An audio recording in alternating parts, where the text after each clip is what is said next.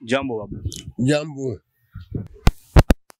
Tumekuja kutembelea, tumesikia unaumwa sana.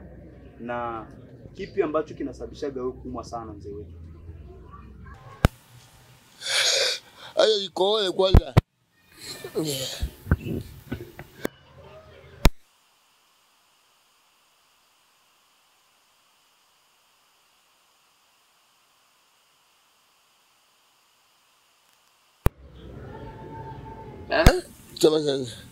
Ya, mzee, ugonjwa gani ambao unakusumbuaga sana tofauti na kikohozi?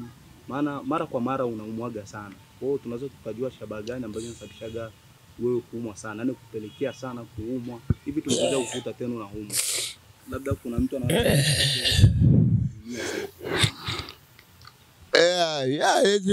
kuumwa ni maradhi yetu.